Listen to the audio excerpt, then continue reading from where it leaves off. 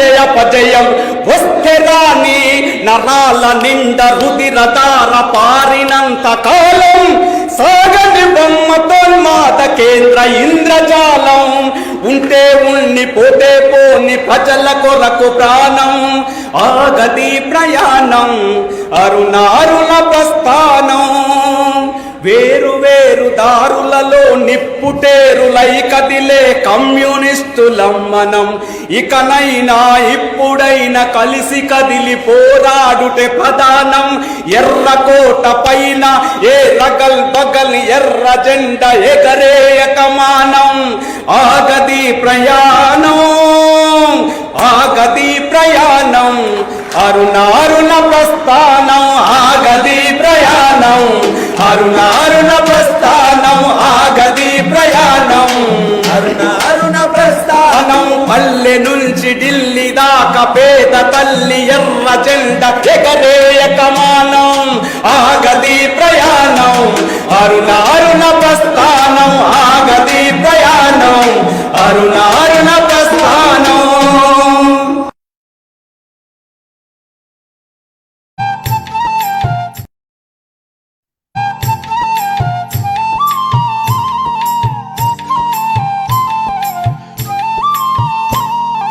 చీకటి బతుకుల్లో వెలుగయ్యినట్టి తొలిపొద్దు ఈ జెండా ఆ ఒరిగిన వీరుల నెత్తుటిలోన పుట్టిన మన జెండా కష్టజీవుల జెండా ఇది కార్మికుల కండా ఆ ఒరిగిన వీరుల నెత్తుటిలోన పుట్టిన మన జెండా కష్టజీవుల జెండా ఇది కార్మికుల కండా గుండెల్ల గుణపాలు దిగబడుతూ ఉన్న తలవంచ నట్టి తెగు ఉన్న జెండా తల రాత కాదంటూ మన ముందుకొచ్చి మన ప్రాణమైనట్టి ఎర్రని జెండా చీకటి బతుకుల్లో వెలుగయ్యినట్టి తొలిపొద్దు ఈ జెండా ఆ ఒరిగిన వీరుల నెత్తుటిలోన పుట్టిన మన జెండా కష్టజీవుల జెండా ఇది కార్మికుల కండా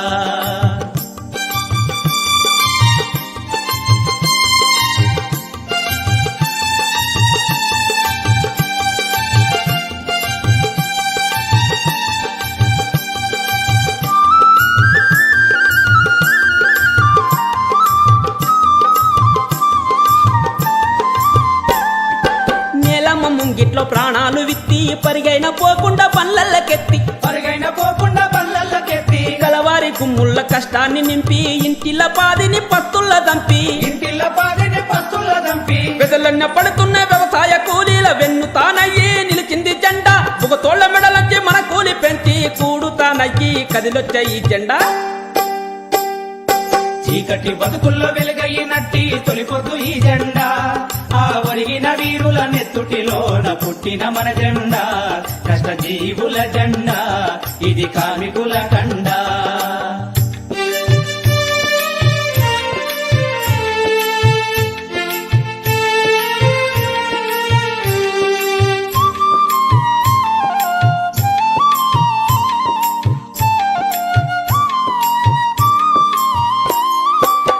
నెక్కినాక గద్దోలే మారి సర్కారు మన కళ్ళు పొడవంగా చూస్తే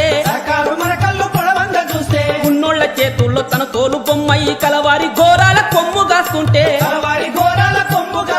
నిజమేదో చెప్పి నికరంగా నిలిచి పోరు దారి మరణ నడిపించే జెండా మననంత కదిలించి సర్కారు నెదినిచ్చే పీడిత జనవర్గ పోరు నేతారా చీకటి బతుకుల్లో వెలుగయ్యినట్టి తొలిపొద్దు ఈ జెండా ఆ ఒరిగిన వీరుల నెత్తుటిలోన పుట్టిన మన జెండా కష్టజీవుల జెండా ఇది కార్మికుల కండా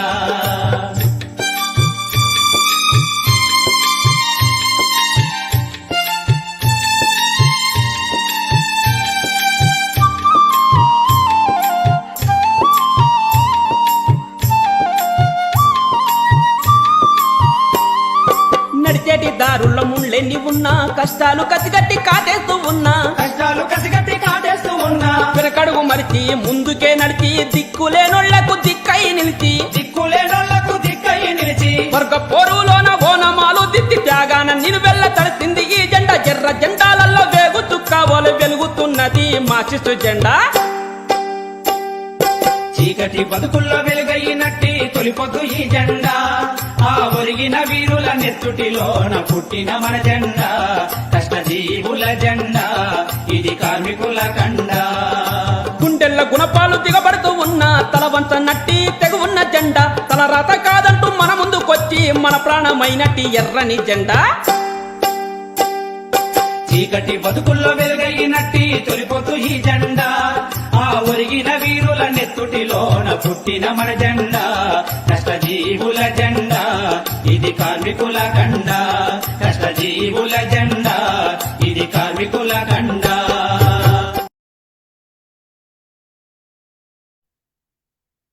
కొట్లాడి గుండెల్లో కొలువైన జెండా వర్ధిల్లవమ్మ ఓ ఎర్ర జెండా కొట్లాడి గుండెల్లో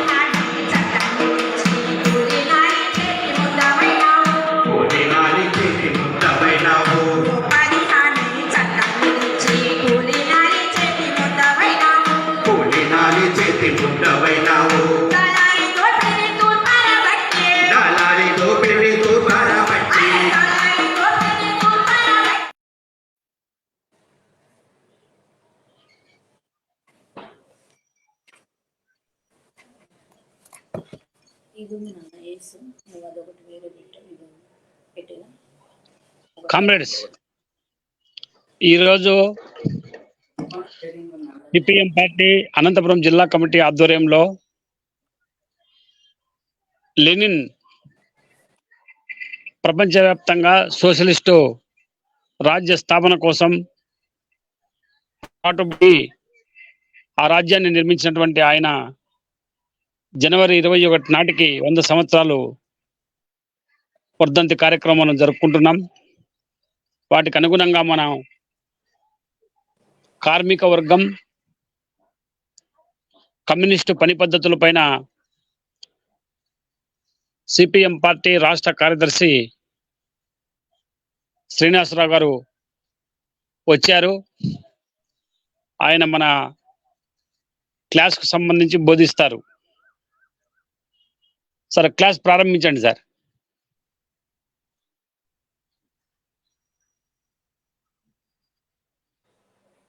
కామ్రేడ్స్,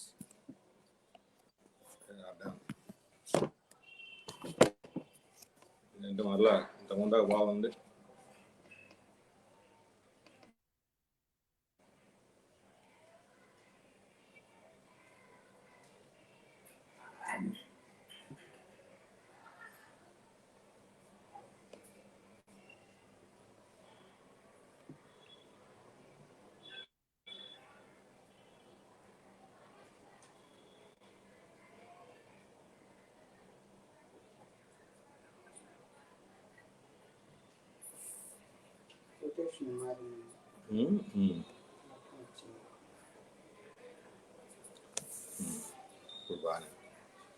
కామ్రేడ్స్ వినిపిస్తుందా బాలరంగయ్య?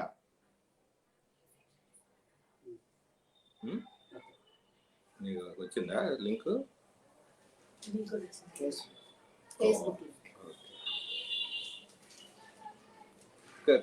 కామ్రేడ్స్, జనవరి 21వ తేదీకి లెనిన్ అస్తమించి 100 సంవత్సరాలు అవుతుంది.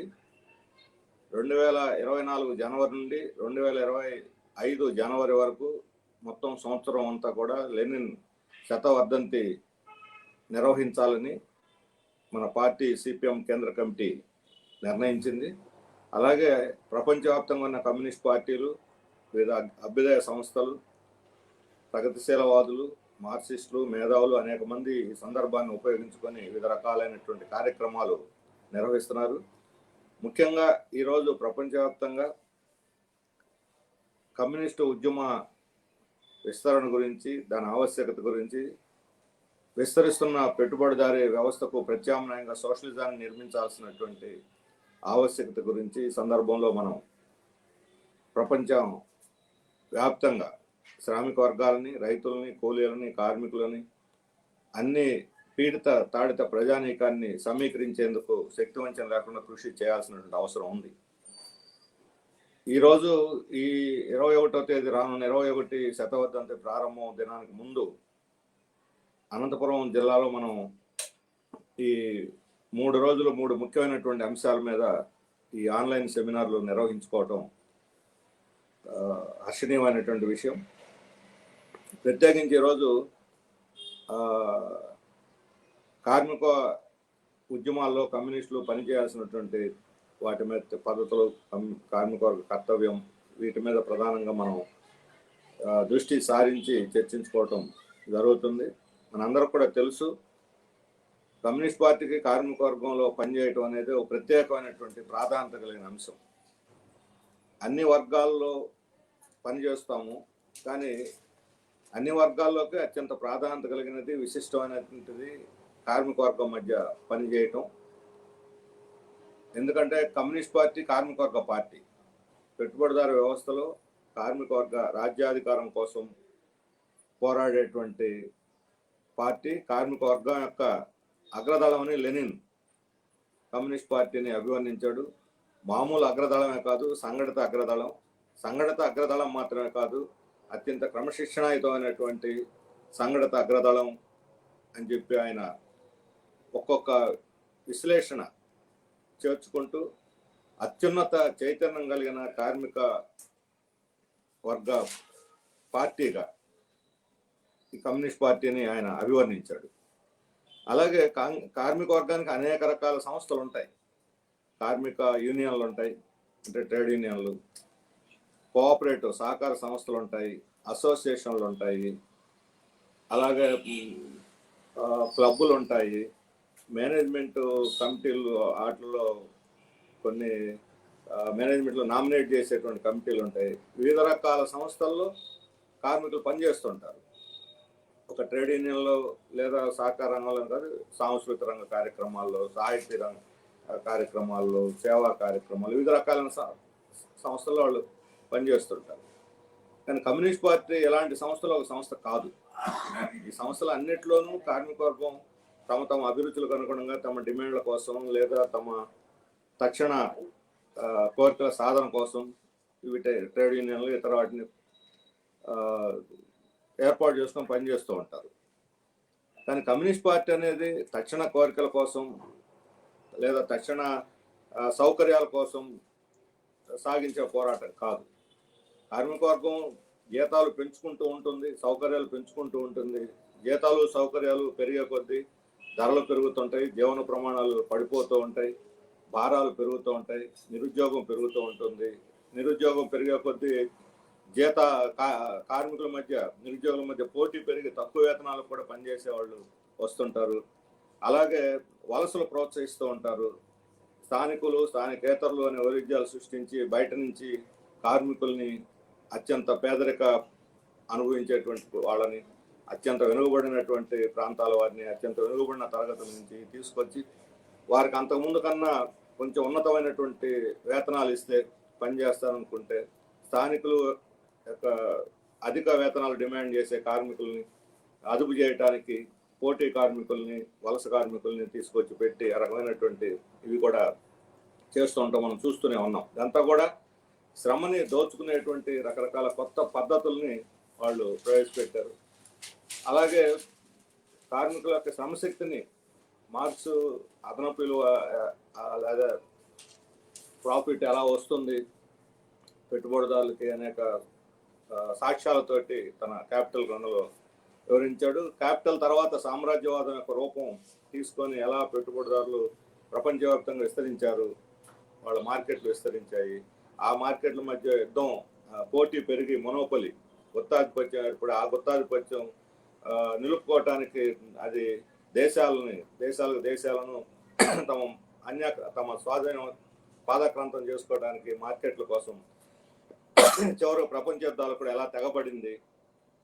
ఇది ఒక పెట్టుబడిదారు విధానం అత్యున్నత దశగా ఈ సామ్రాజ్యవాదాన్ని లెనిన్ అభివర్ణించాడు. అంటే మార్క్స్ యొక్క క్యాపిటల్ ఈ అదనపు దోపిడీ సిద్ధాంతాన్ని, ఆ రోజు పెట్టుబడిదారు వ్యవస్థ యొక్క స్వభావాల్ని 20వ శతాబ్దంలో మారిన పరిస్థితులకు అనుగుణంగా ఆ రోజు కొత్త పెట్టుబడిగా, అంటే పారిశ్రామిక పెట్టుబడి ప్లస్ బ్యాంకింగ్ పెట్టుబడి కలిపి కొత్త పెట్టుబడిగా ఎలా రూపాంతరం చెందింది, అలా దాని అవతారం మార్చుకుంది, అది ఎట్లా ప్రపంచాన్ని ఆధిపత్యంలో తెచ్చుకున్నది, అదంతా కూడా సామ్రాజ్యవాదాన్ని గురించినటువంటి ఆయన విశ్లేషణలో చెప్పారు. 20వ శతాబ్దం లెనిన్ కాలం అయిపోయి ఇప్పుడు 100 ఏళ్ళు అయింది ఆయన చనిపోయి. ఈ 100 ఏళ్లలో పెట్టుబడిదారు వ్యవస్థ అనేక రూపాలు మార్చుకుంది, దాని యొక్క పద్ధతులు మార్చుకుని దోపిడీ విధానాలు, కొత్త రకమైనటువంటి దోపిడీ పద్ధతులు ఇన్ని కూడా ప్రవేశపెట్టింది. ఇందులో ముఖ్యమైనటువంటి మార్పు ఈ ఇంటర్నేషనలైజేషన్ ఆఫ్ ఫైనాన్స్, అంటే ఫైనాన్స్ క్యాపిటల్ యొక్క ప్రపంచీకరణ, విశ్వీకరణ. దాన్ని అంటే ఫైనాన్స్ పెట్టుబడి అనేది లెనిన్ కాలం నాడు చెప్పిన దానికన్నా ఇప్పుడు దాని రూపం మారింది. అంటే ఇప్పుడు ఫైనాన్స్ పెట్టుబడి ఇంతకు ముందులాగా పారిశ్రామిక పెట్టుబడి, బ్యాంకింగ్ పెట్టుబడి కలిసి మాత్రం ఏర్పడింది కాదు. ఇప్పుడు ఈ ఫైనాన్స్ పెట్టుబడి ప్రపంచవ్యాప్తంగా విస్తరిస్తుంది. ప్రపంచవ్యాప్తంగా ఒక కేంద్రం నుంచి విస్తరించడం కాదు, అనేక కేంద్రాల నుంచి విస్తరిస్తుంది. అనేక రకాల పెట్టుబడులు మిశ్రమం అయి ఒకదానికొకటి మిశ్రమం, ఒక కంపెనీ పెట్టుబడే ఇంకొక కంపెనీలోకి పోతుంది, ఆ కంపెనీ మరలా ఇంకో కంపెనీలో పెట్టుబడులు పెడుతుంది. అలాగే పెట్టుబడులు పెట్టడానికి కొన్ని కంపెనీలు ఉంటాయి. షేర్ మార్కెట్లోకి విస్తరించింది. అలాగే ఇన్వెస్టర్స్, బ్యాంకర్స్ వచ్చినాయి, పెట్టుబడులు పెట్టేదానికి మాత్రమే బ్యాంకర్స్. ఈ రకంగా ఈ పెట్టుబడి విశ్వవ్యాప్తం అయింది. కార్పొరేటీకరణ జరిగి కుటుంబ కంపెనీలు కాస్త కార్పొరేట్ కంపెనీలుగా అనేక కంపెనీలు కలిసి పెరగటం, గుత్తాధిపత్యం ప్రపంచవ్యాప్తంగా విస్తరించడం జరుగుతున్నది. అలాగే కేవలం పారిశ్రామిక పెట్టుబడి, బ్యాంకింగ్ పెట్టుబడి కాదు, ఈరోజు పెట్టుబడి అన్ని రంగాలని విస్తరించింది. అన్ని రంగాలు కానీ అంటే అది వ్యవసాయ రంగానికి, సాంస్కృతిక రంగానికి, సామాజిక రంగాలకు, రాజకీయాలకు, కల్పనకు, టూరిజానికి, అన్ని ఒకటి అనలేరు. మానవుల యొక్క జీవితంలో ప్రతి పారిశ్రమంలోకి పెట్టుబడి ప్రవేశించింది. ప్రతిదీ పెట్టుబడి పెట్టడానికి మూలం లాభం. ఆ లాభం గరిష్ట స్థాయిలో రావాలి. ఆ గరిష్ట లాభం రావటానికి ఆ పెట్టుబడి ఎక్కడికైనా పోతుంది, ఎక్కడికైనా ప్రపంచంలో ఎక్కడికైనా ప్రయాణం చేస్తుంది. అందుకోసం ఈ పెట్టుబడి స్వేచ్ఛగా సులభంగా ప్రయాణం చేయడానికి అన్ని రంగాల్లో కూడా ఎంత చేయడానికి సరళీకరణ విధానాన్ని లేదా నయా ఉదార విధానాన్ని ప్రవేశపెట్టారు. కాబట్టి ఇప్పుడు 21వ శతాబ్దపు పెట్టుబడి యొక్క రూపం ప్రపంచీకరణ రూపంలో కొత్త రూపంలోకి ప్రవేశించింది. దాని విస్తరణ పెరిగింది. దీని ఫలితంగా పెట్టుబడి జాతుల యొక్క అంతరాలని లేదా సరిహద్దుల్ని అధిగమించింది. ఇంతకుముందు పెట్టుబడి అంటే జాతీయ ఏ దేశం యొక్క పెట్టుబడి ఆ దేశంలో ఆ దేశ పెట్టుబడిని కాపాడుకోవటానికి చట్టాలు ఇలా ఉండేది. జాతీయ పెట్టుబడి, జాతీయ పెట్టుబడిదారులు, లేకపోతే జాతీయ కార్మిక వర్గం. ఇప్పుడు అట్లా కాదు, ప్రపంచవ్యాప్తంగా విస్తరించిన తర్వాత ఈ ఈ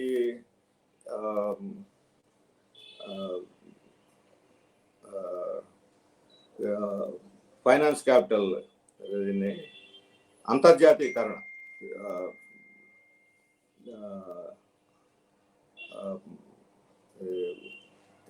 పదం ఫైనాన్స్ క్యాపిటల్ అంటే ఫైనాన్స్ అంటే విత్త పెట్టుబడి కాదు పదం. ఫైనాన్స్ క్యాపిటల్ ప్రపంచీకరణ చెందటం, దాన్ని ఇంటర్నేషనలైజేషన్ ఆఫ్ ఫైనాన్స్ క్యాపిటల్ని నాకు ఆ పదం సడన్గా గుర్తు రావట్లేదు. ప్రస్తుతానికి ఇంగ్లీష్లో ఫైనాన్స్ క్యాపిటల్ అంతర్జాతీయకరణ, ఇది అంటే జాతీయ సరిహద్దులను దాటి దేశాలకు స్వేచ్ఛగా విస్తరించడం. కాబట్టి జాతీయ పెట్టుబడి అంతర్జాతీయ ఫైనాన్స్ క్యాపిటల్తో ఎప్పుడైతే కలిసిపోతున్నదో జాతీయ ప్రయోజనాలు, జాతీయ సరిహద్దులు, దేశభక్తి ఇటువంటి పదాలన్నిటికీ అర్థం లేకుండా చేసేసింది పెట్టుబడి. కేవలం రాజకీయ అవసరాల కోసం ఈరోజు దేశభక్తి గురించి లేకపోతే జాతీయ సరిహద్దుల గురించి మాట్లాడటం తప్ప పెట్టుబడి ఆ అవరోధాలని దాటి ప్రపంచవ్యాప్తంగా క్యాపిటల్ని ఒకటి చేసేసింది.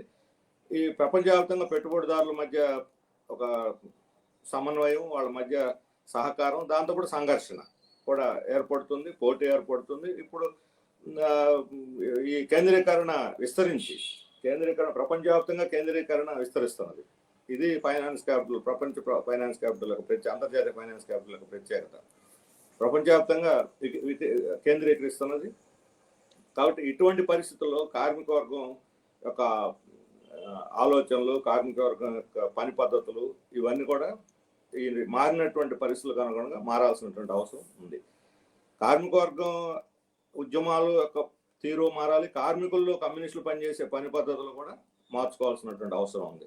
అయితే పెట్టుబడిదారులు కమ్యూనిస్టుల మీద దాడి చేస్తుంటారు, మీరు మారాల్సిన అవసరం ఉంది అని. వాళ్ళ అర్థంలో ఏంటంటే మీరు మారంటే మారిన పరిస్థితుల్లో పెట్టుబడిదారి వ్యవస్థే చివరిది, ఈ వ్యవస్థ ఈ సామాజిక పరిణామంలో ఇదే అత్యున్నతమైనది, దీనికి మరో ప్రత్యామ్నాయం లేదు, ఇది ప్రపంచవ్యాప్తమైంది, ఇందులో ఏ పెట్టుబడిదారుడు ఒకడు కాదు, అనేక మంది ఎవరైనా పెట్టుబడులు పెట్టచ్చు, షేర్ మార్కెట్లో ఎవరైనా పెట్టుబడులు కొనుక్కోవచ్చు, లాభాలు ఎవరైనా వాటా పొందొచ్చు, ఎవరైనా సంపద పరులు కావచ్చు, ఎవరైనా వాటాదారులు కావచ్చు, ఎవరైనా అనుభవించవచ్చు. ఈ రకంగా వ్యక్తి యొక్క సమర్థతను బట్టి, వ్యక్తి యొక్క టాలెంట్, వాళ్ళకు ఉండేటువంటి శైలి, వాళ్ళకు ఉండే అవకాశాలను బట్టి ఎవరైనా దాన్ని ఉపయోగించుకోవచ్చు. స్వేచ్ఛ, అందరికి అవకాశాలు ఉన్నాయి. కాబట్టి ఇంతకుముందులాగా కమ్యూనిస్టులు పేదరికం, అసమానతల గురించి ఇప్పుడు మాట్లాడే దానికి ఆ స్కోప్ లేదు అని.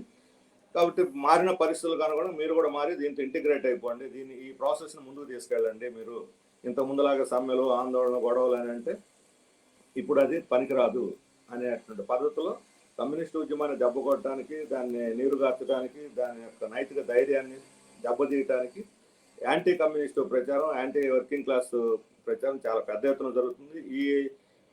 ఈ నూతన ఆర్థిక విధానాలు ఏదైతే ప్రపంచీకరణ, సరళీకరణ, ఉదారవాద విధానాలు అనుకుంటున్నాము, ఈ మన దేశంలో ప్రవేశించి ఇప్పుడు 35 సంవత్సరాలు అయింది. 35 ఏళ్లలో వాళ్ళ ఎదురుదాడి, కార్మికోద్యమాల మీద, ప్రజల మీద దాడి, ఇది కమ్యూనిస్టు ఉద్యమం మీద మాత్రమే కాదు, ఈ దాడి ప్రధానంగా కార్మికవర్గం మీద దాడి, ప్రజల మీద దాడిగా ఇది మనం చూడాల్సిన అవసరం ఉంది. ఈ దాడి వివిధ రూపాల్లో జరుగుతున్నది. కార్మికవర్గం మీద జరిగిన దాడి 35 ఏళ్లలో ఒకటి, వాళ్ళ ఉద్యోగ భద్రతని తీసేయటం. హైర్ అండ్ ఫైర్ ఎప్పుడైనా తీసుకోవచ్చు, ఎప్పుడైనా తీసేయచ్చు. నాకు ఉద్యోగం పర్మనెంట్ అంటానికి లేదు. పర్మనెంట్ కాకుండా ఏమిటి, దానికి అనేక రకాల కొత్త పద్ధతుల్ని ప్రవేశపెట్టారు. కాంట్రాక్ట్ పద్ధతి, అవుట్ సోర్సింగ్ పద్ధతి, క్యాజువల్ ఎంప్లాయీస్, డైలీ ఎంప్లాయీస్, ఇప్పుడు ఎప్పుడు అవసరమైతే అప్పుడు, అంటే వర్క్ ఉన్నప్పుడే పిలిచేటువంటి టర్మ్, ఫిక్స్డ్ టర్మ్ ఎంప్లాయ్మెంట్ పేరు పెట్టారు దానికి, ఫిక్స్డ్ టర్మ్ ఎంప్లాయ్మెంట్ అనేక పద్ధతుల్ని ప్రవేశపెట్టారు. అలాగే చేరిన తర్వాత ఉంచుకోవడం తీసేయడం అనేది నీ ఎన్నేళ్ళు పని చేస్తావు, నీ సర్వీస్ ఏమిటి అనేది అంత నిమిత్తం లేదు. నీ పర్ఫార్మెన్స్, నీ వల్ల అతనికి లాభం, మ్యాక్సిమం లాభం రావాలి. మ్యాక్సిమం లాభం నీ వల్ల వస్తే ఉంచుకుంటాడు, లేకపోతే తీసేస్తాడు. పెర్ఫార్మెన్స్కి ఏమిటి, ఇప్పుడు వయసు పెరిగే కొద్దీ, ఆరోగ్య సమస్యలు వచ్చే కొద్దీ పెర్ఫార్మెన్స్లో మార్పులు రావచ్చు. వయసు పెరిగే కొద్దీ కొత్త పద్ధతుల్ని అడాప్ట్ చేసుకోవడంలో వాళ్ళు అప్డేట్గా ఉండలేకపోవచ్చు. వయసు పెరిగే కొద్దీ ఎక్కువ టైం పని చేయలేకపోవచ్చు, కేంద్రీకరించి పని చేయలేకపోవచ్చు. కాబట్టి 40 సంవత్సరాలు రాగానే వాళ్ళ యొక్క సమర్థత తగ్గిపోతుంది. ఎక్కువ మందిది 70-80%. కాబట్టి మీరు పనికిరారు, తీసేస్తాం, మీరు ఆల్టర్నేటివ్ చూసుకోండి, హైర్ అండ్ ఫైర్. ఇది ఎక్కువ రోజులు పని చేసేవాళ్ళకి. అట్లా కాకుండా ఈ కాంట్రాక్ట్ పద్ధతి లేదా ఫిక్స్డ్ టర్మ్ అని అంటే నువ్వు డైలీ వేజ్ ఇవంటే ఒక కన్సాలిడేటెడ్ పేమెంట్, నెలకి ఇదిగో 10,000 15,000 ఇంత ఇష్టం ఇచ్చే, లేకపోతే లేదు వాళ్ళకి ఇలా అవసరం ఉంది, ఇతను టాలెంటెడ్, ఇతని వల్ల ఎక్కువ లాభాలు వస్తాయి అనుకుంటే జీతాలు పెంచవచ్చు, సౌకర్యాలు పెంచవచ్చు, అలవెన్స్లు పెంచవచ్చు. ఇది ఈ రకమైన ఎంప్లాయ్మెంట్ సిస్టమ్ అన్ని రంగాల్లో ప్రవేశించింది.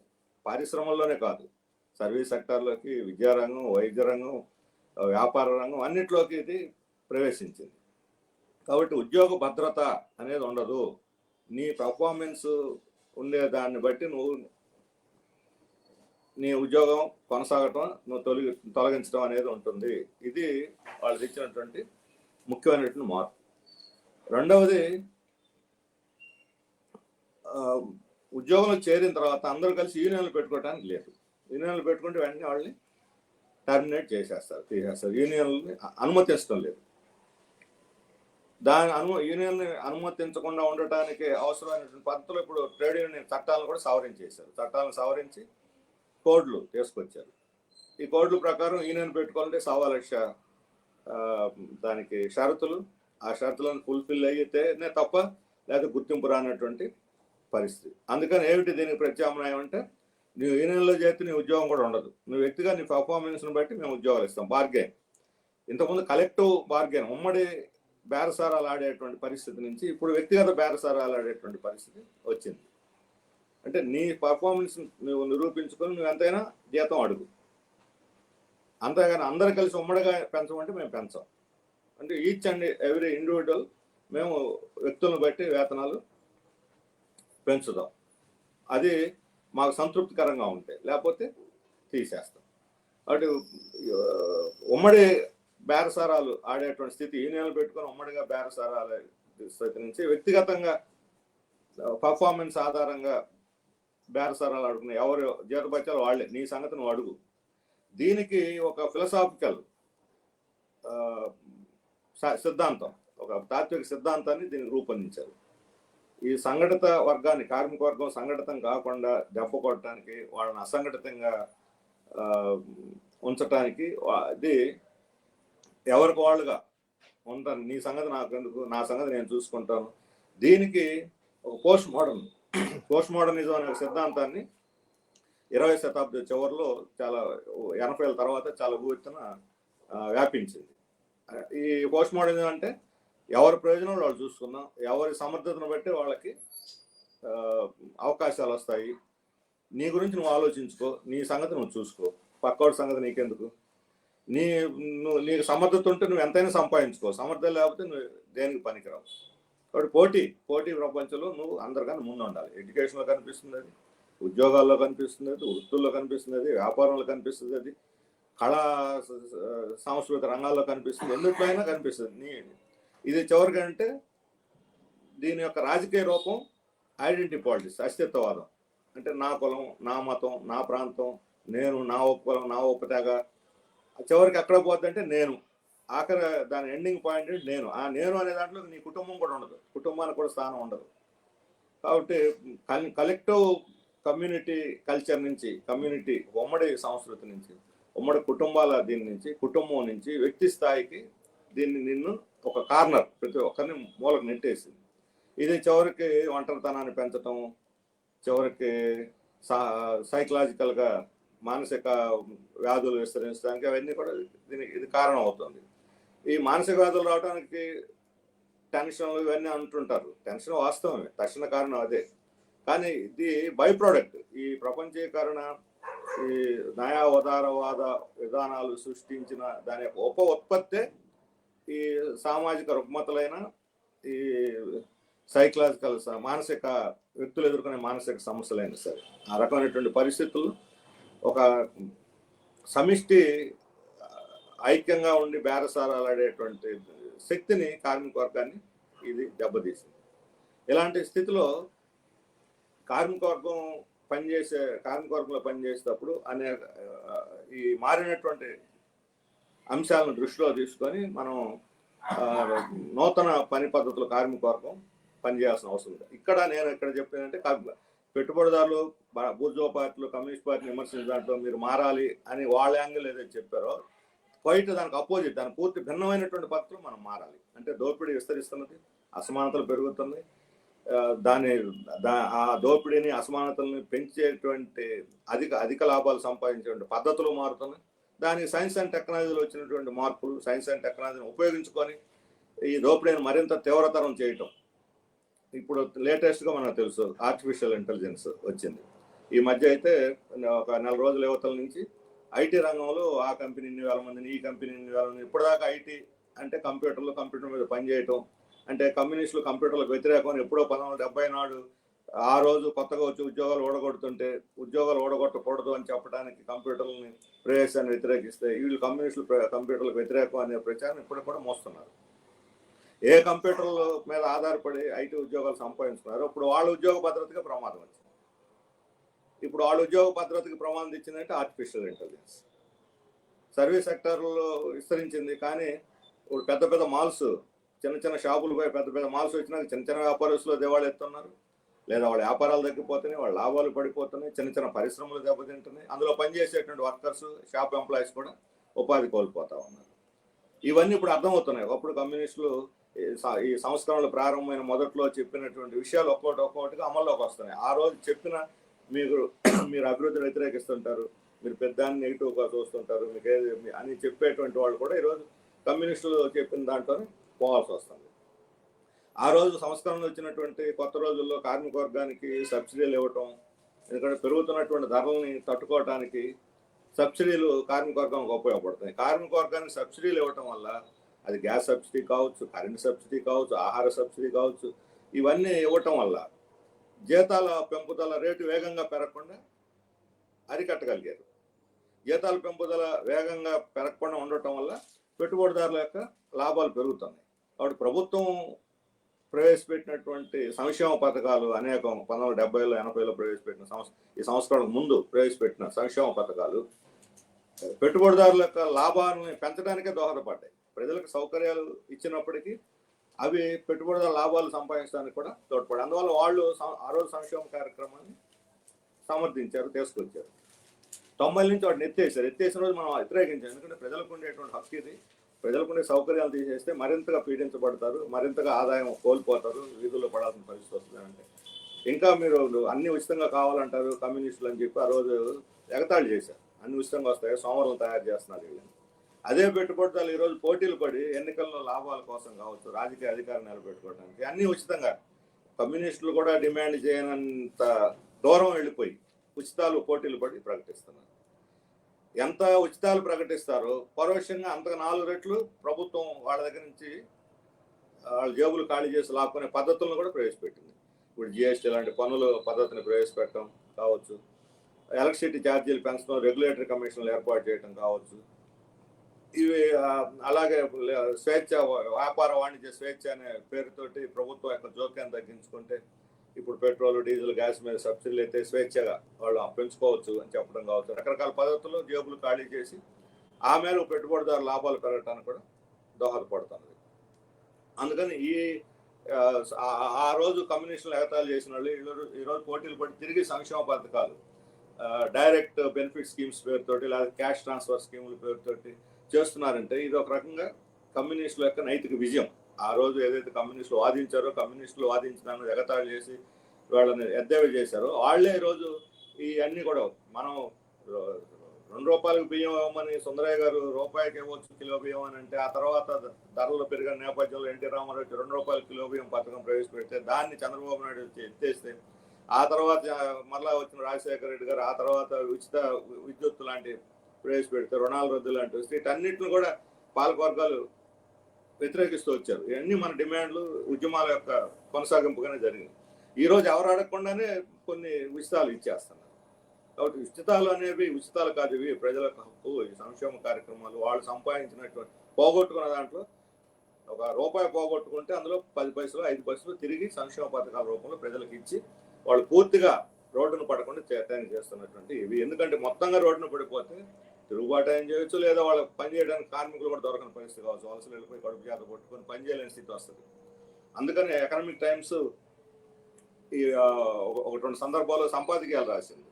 ఏంటో సంపాదకీయాలంటే, ఒకటి కనీస వేతనాలు ఇవ్వాలి. ఎకనామిక్ టైమ్స్ అంటే పెట్టుబడిదారుల పత్రిక, డైలీ కనీస వేతనాలు ఇవ్వాలి. ఎందుకు కనీస వేతనం ఇవ్వాలంటే, వాళ్ళు తినగా లేదా ఇంటి అవసరాలు తీర్చుకోగా ఎంతో కొంత డబ్బు మిగిలితేనే మార్కెట్లో సరుకులు కొంటారు. రొటీన్గా కొనే కాకుండా నీ పారిశ్రామిక ఉత్పత్తులు కొనాలన్నా, లేదా కొత్తగా వచ్చేటువంటి మార్కెట్లో విలాస వస్తువులు కొనాలన్నా వాళ్ళకు కొంత ఆదాయం ఉండాలి. అప్పు చేసి కొనాలన్నా అప్పు తీర్చేటువంటి కెపాసిటీ వాళ్ళకు ఉండాలంటే జీతాలు కనీస వేతనాలు పెంచాలి. అప్పుడు సరుకులు కొనగలుగుతారు, సరుకులు అమ్ముడుపోతాయి, సరుకులు అమ్ముడుపోతే ఉత్పత్తి పెరుగుతుంది, ఉత్పత్తి పెరిగితే నీకు లాభాలు పెరుగుతాయి, పెట్టుబడిదారు వ్యవస్థ విస్తరిస్తుంది. ఈ సింపుల్ లాజిక్ పెట్టుబడిదారుల పత్రికనే ఈ లాజిక్ తోటి కనీస వేతనాలు ఉండాలని సమర్థించింది. అలాగే కార్మిక వర్గానికి 8 గంటల పని కోసం పోరాడి సాధించుకొని చికాగో యువత మేడే జరుపుకుంటాం. ఈరోజు బీజేపీ వచ్చి మేడే కాదు విశ్వకర్మ అన్నది. ఎక్కడుందో తెలియదు, ఎవరికి తెలియదు ఆ విశ్వకర్మది. కార్మికులే లేని రోజులు విశ్వకర్మ ఎక్కడి నుంచి వస్తాడు? ఒక పరికరం తయారు చేయటం కాదు కార్మిక అర్థం. కార్మిక మేడే అనేది వాళ్ళు శ్రమ దోపిడీకి వ్యతిరేకంగా పని గంటలు తగ్గించుకోవడానికి జరిగినటువంటి పోరాటం. దాన్ని ప్రపంచవ్యాప్తంగా జరుపుకుంటుంటాం. ఇప్పుడు ఆ పని గంటల మీద నిషేధం, పరిమితి ఎత్తేసారు. 12 గంటలు చేయించుకోవచ్చు, 14 గంటలు చేయించుకోవచ్చు, డే అండ్ నైట్ కూడా చేయించుకోవచ్చు, 3 షిఫ్ట్లు చేయించుకోవచ్చు. కాబట్టి ఈ రకమైనటువంటి ఇప్పుడు ఆడవాళ్ళకి కూడా అంతకుముందు నైట్ షిఫ్ట్లు చేయడానికి లేదన్నది, ఇప్పుడు నైట్ షిఫ్ట్లు కూడా చేయమంటున్నారు. కాబట్టి ఈ రకమైనటువంటి పద్ధతిలో సమయం పని గంటలు పరిమితి లేకుండా ఎన్ని గంటలు అంటే దాంట్లో భాగంగానే వర్క్ ఫ్రమ్ హోమ్ అనేసరికి మొదట్లో ఐటీ వాళ్ళకో లేకపోతే ఇటువంటి కొన్ని ఆఫీసులో కంప్యూటర్ మీద పనిచేసే వాళ్ళకి ఇంటర్నెట్ ద్వారా చాలా సులభంగా అనిపించింది. ఇంట్లో ఉండొచ్చు, భార్య పిల్లలతో ఉండొచ్చు అని, ఆఫీస్కి పోవటం రావడం తగ్గుద్దని. కానీ దానివల్ల పెట్టుబడిదారులకు 20-25% ఎస్టాబ్లిష్మెంట్ ఖర్చు తగ్గిపోతుంది. అంటే లాభం ఆ మేరకు పెరుగుతుంది. ఆ 20-25% ఎస్టాబ్లిష్మెంట్ ఖర్చు ఎంప్లాయీసే భరించాలి. నీ కరెంటు వేసుకోవాలి, రాత్రి కూడా పని చేస్తే నీ ఫ్యాన్ వేసుకోవాలి, నీ కుర్చీ నువ్వు తెప్పుకోవాలి, నీ నీళ్లు నువ్వు తాగాలి, నీ టీ నువ్వు తాగాలి, నీ కంప్యూటర్ను వాడుకోవాలి. ఇవన్నీ నీ మీద భారం పడేవే. కాబట్టి వర్క్ ఫ్రమ్ హోమ్ అనేది మొదట్లో చాలా సులువైనటువంటి రిలీఫ్, ఉపశమనం కలిగించేటువంటి పనిలాగా అనిపించిన క్రమంగా అది పని భారాన్ని పెంచి, పని గంటలను పెంచి ఎక్కువగా లాభాలు సంపాదించడానికి అది ఒక మంచి మార్గంగా ఏర్పడింది.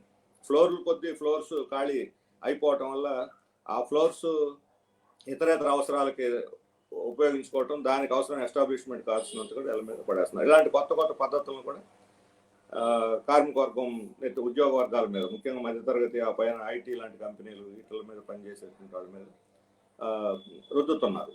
కాబట్టి ఈరోజు ఇటువంటి అన్ని వ్యాపార రంగంలోకి వచ్చేసరికి పెద్ద మాల్స్ వచ్చి చిన్న వాళ్ళు లేచిపోతున్నారు. అలాగే భూమి ఇంతకుముందు రైతులు స్వయంగా భూమి సాగు చేసుకోవటం, లేదా పంటలు పండించడం, వాటిని మార్కెట్లో అమ్ముకోవటం, అది భూమి మీద పనిచేయడం ఒక ప్రధానమైన వృత్తిగా ఉండేటువంటి రైతాంగం ఈరోజు వ్యవసాయ రంగంలో సబ్సిడీలు, పెట్టుబడులు, ప్రభుత్వ పెట్టుబడులు తగ్గిపోవటం వల్ల ప్రైవేటు పెట్టుబడులు పెట్టుకునే శక్తి ఉన్న వాళ్ళు కూడా అప్పులు తెచ్చి పెట్టాల్సిన పరిస్థితి, దివాళా ఎత్తటం. ధనిక వర్గాలు వ్యవసాయం నుంచి తప్పుకున్నారు, రియల్ ఎస్టేట్ ఇటువంటి ఇతర బిజినెస్ల్లోకి మళ్ళారు. కొంతమంది పిల్లలను చదివించుకుని వాళ్ళు ఉద్యోగాలు చేసుకుంటూ వీళ్ళు వ్యవసాయం కౌలుకి ఇచ్చుకుంటున్నారు. కొంతమంది భూములు అమ్ముకొని కూలీలుగా మారిపోయిన వాళ్ళు. ఆ రకంగా రైతుల చేతుల్లో ఉండే భూమి క్రమంగా తగ్గిపోతున్నది, భూమి కోల్పోతున్న వాళ్ళ సంఖ్య క్రమంగా పెరుగుతుంది. భూమి అనేది ఇంతకుముందు వ్యవసాయానికి ప్రధాన క్షేత్రంగా ఉండేది, ఇప్పుడు భూమి అంటే కార్పొరేట్ క్షేత్రంగా మారింది. రియల్ ఎస్టేట్కి, పరిశ్రమలని, ఎస్సీజెడ్లని, హైవేలని, పైప్ లైన్లని, ప్రాజెక్టులని, రకరకాల పేరుతో భూముల్ని ఎక్వైర్ చేయటం, అవసరం ఉన్నా లేకపోయినా భూములు కొనేసి అసెట్ కింద ఆస్తి రూపంలో మార్చుకొని ఒకటి కంచెలేసి అక్కడ ఫామ్ హౌస్లు పెట్టేసి వ్యవసాయంలో కూడా పండ్ల తోటలు లేదా ఎగుమతి ఆధారితమైనటువంటి చేయించటం, ఈ రకంగా మొత్తం భూములు క్రమంగా రైతుల చేతుల నుంచి కార్పొరేట్ కంపెనీల చేతులకు మారుతుంటాం గమనిస్తున్నాం. దీన్ని వేగవంతం చేసి చట్టబద్ధం చేయడానికే మోడీ ప్రభుత్వం వ్యవసాయ చట్టాలు తెచ్చింది. రైతు సంఘాలు దీన్ని ప్రతిఘటించి నిలుపుదల చేయించి, చట్టాలను అయితే నిలుపుదల చేయించాయి కానీ ఆ ప్రాసెస్ని అయితే ఆపలేకపోతున్నాం. మనం ఆ ప్రాసెస్ పెట్టి కార్పొరేట్ చేతుల్లో భూమి బదలాయింపు అనేటువంటి ప్రాసెస్ నడుస్తున్నది. దాన్ని మరి వేగవంతం చేయడానికి ఇప్పుడు కొత్తగా ల్యాండ్ టైటిలింగ్ యాక్ట్ తీసుకొచ్చింది. ల్యాండ్ ప్రొక్యూర్మెంట్ని సులభతరం చేయడానికి ఇది నీతి ఆయోగ్ వాళ్ళు, కేంద్ర ప్రభుత్వం అన్ని రాష్ట్రాలకు నమూనా చట్టం తయారు చేసి పంపింది. దాన్ని యథావిధిగా మన రాష్ట్ర ప్రభుత్వం మొట్టమొదటి అందరికన్నా ముందే చట్టం చేసి రాష్ట్రపతి ఆమోదం తీసుకుని అమలు జరుపుతా అనే క్రమంలో లాయర్లు వ్యతిరేకిస్తూ రంగంలోకి రావటం వల్ల ప్రస్తుతానికి అది తాత్కాలికంగా హోల్డ్లో పెట్టున్నారు. చట్టం అయింది, హైకోర్టుకి మేము అమలు చేయట్లేదని చెప్పారు. కానీ ఈ చట్టం అనేది శాశ్వత భూ హక్కు కల్పిస్తామని చెబుతున్నటువంటిది నిజానికి మన ఆంధ్రప్రదేశ్లో బ్రిటిష్ కాలంలోనే రైతువారీ పద్ధతి శాశ్వత భూ హక్కు చట్టం వచ్చింది. రైతువారీ పద్ధతి అంటే అది పట్టా రూపంలో, పట్టాదారు పాస్ పుస్తకం రూపంలో, ఆ తర్వాత కంప్యూటరైజ్ అయిన ఇవన్నీ కూడా మనకి కనిపిస్తున్నాయి. ఇప్పుడు అట్లా కాకుండా దాన్ని కూడా పేమెంట్ బ్యాంక్ లాగా మార్చేసి, ల్యాండ్ బ్యాంక్ టైప్లోకి మార్చేసి, పట్టా ఉన్న రైతులు కూడా ఇది నా భూమి అని ఎంఆర్ఓ ఒక అప్లికేషన్ పెట్టుకొని ఆయన అంగీకరిస్తే దానికి శాశ్వత భూ హక్కు వస్తుంది. అంటే ఎప్పుడు లోపల అంగీకరిస్తారు? 2 సంవత్సరాల తర్వాత అంగీకరిస్తారు. ఈ లోపల ఏమైనా కంప్లైంట్లు వస్తే అది వివాదంలో పడిపోతే, వివాదంలో పడిపోయిన వివాదం అథారిటీ, డిస్ప్యూట్ అథారిటీ ఉంది, అప్పీల్ చేసుకోవడానికి వాళ్ళు అంటే ఆర్డీఓ, సబ్ కలెక్టర్ స్థాయిలో వాళ్ళు చేస్తారు. వాళ్ళు చేసింది నీకు నచ్చకపోతే కలెక్టర్ దాన్ని జోక్యం చేసుకొని చేయొచ్చు. అంటే అధికారుల స్థాయిలోనే అప్పీల్. న్యాయస్థానాలకు పోవాలంటే నేరుగా హైకోర్టుకు పోవాల్సింది, సవాల్ చేయాలి దాన్ని. అంటే 2 ఏళ్ల పాటు నీకు ఆల్రెడీ శాశ్వత పట్టా కొన్నదాన్ని టెంపరీ పట్టా కింద మార్చి 2 ఏళ్ల తర్వాత మాత్రమే శాశ్వత కల్పిస్తారు. ఈ లోపల వివాదాలు రాకూడదు. ఆల్రెడీ వివాదాలు ఉన్నటువంటి వాటిని ఇవాళ అప్లేట్ అథారిటీ ఉంది. వాళ్ళు అధికారులే కాబట్టి ప్రభుత్వం, పెట్టుబడిదారులు, భూస్వాములు ఏళ్ళకు పలుకుబడికి లోబడి నడుస్తుంది. ప్రభుత్వం చెప్పినట్టు నడుస్తారు. కోర్టులు కొద్ది వరకన్నా నిష్పక్షపాతం ఉంటాయి, అంతా కాపు నీళ్ళు పూర్తిగా రాజకీయ అధికారానికి లోబడి నడుస్తారు. హైకోర్టుకు పోవాలంటే సామాన్యుల వల్ల కాదు. ఆ రకంగా శాశ్వత భూమి హక్కును కాస్త తాత్కాలిక హక్కు కింద మార్చేసి ఈ భూమి మాది అని ప్రభుత్వం క్లెయిమ్ చేసుకొని చేయటం. ఒకవేళ మొత్తం 2 సంవత్సరాల తర్వాత అందరికీ వచ్చిందనుకున్నా అప్పుడు ఈ టైటిల్ని ఎవరైనా కొనుక్కోవచ్చు. అమెరికాలో ఉండేవాళ్ళు ఇక్కడికి వచ్చి కొనుక్కోవాల్సిన అవసరం లేదు. ఏ పెట్టుబడిదారుడైనా లేకపోతే డబ్బున్న వాళ్ళైనా ఆన్లైన్లో ట్రాన్స్ఫర్ చేసి ల్యాండ్ నువ్వు ట్రాన్స్ఫర్ అయిపోద్ది. డబ్బులు ఫోన్పేలో ట్రాన్స్ఫర్ చేసినంత ఈజీగా భూములు ట్రాన్స్ఫర్ చేసేస్తారు. అంటే క్రమంగా రైతుల చేతుల నుంచి భూములు ఈజీగా ట్రాన్స్ఫర్ అయిపోతాయి, అసైన్ ల్యాండ్స్ ట్రాన్స్ఫర్ అయిపోతాయి. ఈ రకంగా భూమి అనేది కాస్త వ్యవసాయ భూమి కాస్త కార్పొరేట్ భూమి కింద, రైతు భూమి కాస్త కార్పొరేట్ భూమి కింద మారిపోయి వ్యవసాయ రంగం కుదించబడుతుంది. దాని స్థానంలో పారిశ్రామిక సేవా రంగాలు వస్తాయి. ఇప్పుడు భారతదేశం మన అభివృద్ధి అంతా కూడా ఉత్పత్తి మీద ఆధారపడి సాగుతున్న అభివృద్ధి కాదు. ఇది గాలిబుడగ అభివృద్ధి అంటాం. సర్వీస్ సెక్టర్ మీద ఆధారపడి. సర్వీస్ సెక్టర్ అనేది డైరెక్ట్ ఉత్పత్తి రంగం కాదు. వ్యవసాయ పారిశ్రామిక రంగాల్లో వచ్చేటువంటి మిగులుతోటి అభివృద్ధి అయ్యేటువంటి సంస్థ. ఇప్పుడు రిటైల్ ట్రేడ్ కావచ్చు, టూరిజం కావచ్చు, మేనేజ్మెంట్ కోర్సు వ్యవహారాలు కావచ్చు, అడ్మినిస్ట్రేటివ్ వ్యవహారాలు కావచ్చు, లేకపోతే ట్రాన్స్పోర్ట్ కావచ్చు, ఇన్సూరెన్స్ కంపెనీలు కావచ్చు, బ్యాంకులు కావచ్చు, విద్యాలయాలు కావచ్చు, లేదా ఆసుపత్రులు వైద్యం కావచ్చు, ఇవన్నీ కూడా ఈ ఏదో ఒక రంగంలో, ఉత్పత్తి రంగంలో సంపాదించుకుంటాన్ని అక్కడ పెట్టాలి, ఖర్చు పెట్టాలని అక్కడే పెట్టాలి, ఆదాయం వచ్చిన అక్కడే వస్తుంది. అంటే ఇది 3 వంతులు ఈ రంగం మన ఇది. కాబట్టి వ్యవసాయ పారిశ్రామిక రంగాల ఉత్పత్తి పడిపోతే ఇక్కడ కూడా వీటి మీద కూడా దాని ఇంపాక్ట్ పడుతుంది. అందుకనే స్వదేశీ మార్కెట్ల మీద కాకుండా వీటిని కాపాడుకోవడానికి విదేశీ మార్కెట్లకి పోటీ పడాలని మన పెట్టుబడిదారు వర్గం చూస్తుంది. కాబట్టి ఎక్స్పోర్ట్ ఓరియంటెడ్ ఇండస్ట్రీస్ తీసుకొచ్చాడు పెట్టి, ఎక్స్పోర్ట్లో అంతర్జాతీయ మార్కెట్లో నిలదొక్కోవాలంటే ఎక్కడైతే ముడి సరుకు తక్కువ దొరుకుతుందో, ఎక్కడైతే కార్మికుల వేతనాలు అతి తక్కువగా ఉంటాయో అక్కడ మాత్రమే ఈ పెట్టుబడి ప్రవహిస్తుంది. కాబట్టి మన దేశం ఒక ఎక్స్పోర్ట్ హబ్ కావాలి అని అంటే ఇక్కడ వేతనాలు తక్కువ ఉండాలి, అలాగే ముడి సరుకు తక్కువ ఉండాలి. ముడి సరుకు అంటే పత్తి కావచ్చు, పొగాకు కావచ్చు, మిర్చి కావచ్చు, కూరగాయలు కావచ్చు, టమోటాలు కావచ్చు, ఏవైనా సరే రైతులు లేకపోతే ఉద్యోగాలు తయారు చేసేటువంటివి ముడి సరుకు ఇవన్నీ కూడా ఇది, లేదా మైనింగ్ లాంటివి కావచ్చు, ఇవన్నీ కూడా సోర్సెస్ ఇవి చౌకగా ఉండాలి. ప్రపంచంలో ఇక్కడ అక్కడ చౌక దొరుకుతుంది. అందుకనే వీటికి రేట్లు నిర్ణయించుకుని అడ్డగోలుగా ప్రభుత్వం కూడా వీటిని దోచుకునే వాడికి మద్దతు ఇస్తూ ఉంది. మైన్స్ ఎక్స్పోర్ట్ చేసేటువంటి వాళ్ళకి కావచ్చు, లేకపోతే ధరలు ఇప్పుడు పత్తి లాంటి మిర్చి వాటికి 4 ఏళ్ళకి ఒకసారి మంచి ధర ఇస్తారు, అందరూ పొంగిపోయి మళ్ళీ ఇస్తారు. ఆ తర్వాత 2-3 ఏళ్ళు తగ్గించేస్తారు. ఒక జోదం లాగా వ్యవసాయాన్ని మార్చేసి చివరికి నిలదొక్కలేకపోతే దివాళా ఎత్తి భూములు అమ్ముకునేటట్టు చేయటం. అప్పుడు కార్పొరేట్లకు చాలా సులభంగా భూములు స్వాధీనం అవుతాయి. కాబట్టి రకరకాల పద్ధతుల్లో ఈరోజు ఈ పెట్టుబడి విస్తరణ జరుగుతుంది. పెట్టుబడుల విస్తరణలో భాగంగానే వ్యవసాయ చట్టాలు తీసుకొచ్చారు. వ్యవసాయంలో ప్రైవేటు పెట్టుబడిని పంపు చేయడానికి, ప్రభుత్వ రంగ పెట్టుబడులు తగ్గించి బయట కార్పొరేట్ పెట్టుబడుల్ని పంపు చేయడానికి వ్యవసాయ చట్టాలు తెచ్చారు. కాశ్మీర్ 370 ఆర్టికల్ ఎత్తేసి 35 యాక్ట్ని కూడా రద్దు చేయడానికి కారణం, కాశ్మీర్లో ఇప్పటిదాకా పెట్టుబడి విస్తరణకు అవకాశం లేదు, ఇప్పుడు ఆ భారతదేశం అంతర్భాగం అయిందని చెప్పడం అంటే అంబానీ ఆదాయ పెట్టుబడులకి అక్కడ విస్తరణకి, టూరిజంలో కానీ ల్యాండ్లో కానీ విస్తరణకి ఇప్పుడు అవకాశం వచ్చింది. ఇప్పుడు దాకా కూడా భూములు కొనడానికి వీలేదు. ఇప్పుడు భూములు కొనుక్కొని హోటళ్ళు కట్టి యాపిల్ తోటలు వేయచ్చు, టూరిజం హోటళ్ళు కట్టవచ్చు, వాళ్ళకి పూర్తి స్వాధీనం అవుతుంది. కాబట్టి అక్కడేదో మన దేశంలో ఇంటిగ్రేట్ అవ్వటం అంటే ఆ ప్రజలు వాళ్ళు వేరే దేశంగా ఉన్నారని కాదు. పెట్టుబడి అక్కడ పెట్టడానికి లేదంటే ఇది వేరే దేశం అనే కదా అర్థం. మన దేశంలో మనం పెట్టుబడి పెట్టడానికి లేదని. ఇదే సిద్ధాంతం రేపు 171 ఏజెన్సీ ప్రాంతాలకు అప్లై అయితే ఏజెన్సీ ప్రాంతాల్లో ఉన్న భూములు కూడా సులభంగా, ఇప్పటికే చట్టాలన్నీ పక్కన పెట్టేసి పంపుడు హైడల్ స్టోరేజ్కి అదానికి భూములు అప్పచెబుతున్న తీరు కనిపిస్తుంది. వాళ్ళ ప్రసా చట్టం 107 చట్టం వీటిని లెక్క చేయటం లేదు. ఇప్పుడు ఎట్లయితే రాయలసీమ, అనంతపురం ఈ జిల్లాల్లో స్వేచ్ఛగా అదాని ఇతరులు వచ్చి పంపుడు స్టోరేజ్ హైడల్ పెడుతున్నారు, అలా అక్కడ కూడా పెట్టేస్తున్నారు. కాబట్టి రేపు పొద్దున మొట్టమొదటి ఇక్కడ ఏజెన్సీల్లో ఉండే గిరిజనులు తమ హక్కులు కోల్పోతారు. కేవలం కాశ్మీరే కాదు, ఒకసారి సిద్ధాంతపరంగా అంగీకరించిన తర్వాత. అలాగే మనం ప్రత్యేక హోదా కోసం పోరాడుతున్నాం. కాశ్మీర్ ప్రత్యేక హోదా ఎత్తేసిన తర్వాత మనకు కూడా ప్రత్యేక హోదా అడిగేటువంటి నైతిక అర్హత మనకే రాదు. ప్రభుత్వాలు కూడా దీన్ని మానసికంగా తయారు చేస్తున్నాయి. ప్రత్యేక హోదా ఎవరికి లేదు, అన్ని రాష్ట్రాలు సమానమే అని చెప్పి మన సుప్రీంకోర్టు ఇచ్చిన తీర్పు కూడా అన్ని రాష్ట్రాలు సమానం అంటే ప్రత్యేక సౌకర్యాలు ఎవరికి ఉండకూడదు. వెనకబడేవాడికి, అర్థవంశ వాళ్ళకి అందరికీ ఒకే రకమైనటువంటి. అదే పార్లమెంట్ ఎన్నికల్లో ఓట్ల దగ్గర నియోజకవర్గాల విభజనలో కూడా కనిపిస్తుంది. ఈ దక్షిణాది రాష్ట్రాల్లో కుటుంబ నియంత్రణ అమలు జరపడం, ప్రజాస్వామిక ఉద్యమాలు ఇటు ఫలితం, సంస్కరణ ఉద్యమాలు జరగడం వల్ల జనాభా తగ్గింది వేగంగా. జనాభా తగ్గుదల అనేది ప్రభుత్వం యొక్క కార్యక్రమం కూడా. కానీ ఉత్తరాది రాష్ట్రాల్లో అంత వేగంగా తగ్గలేదు.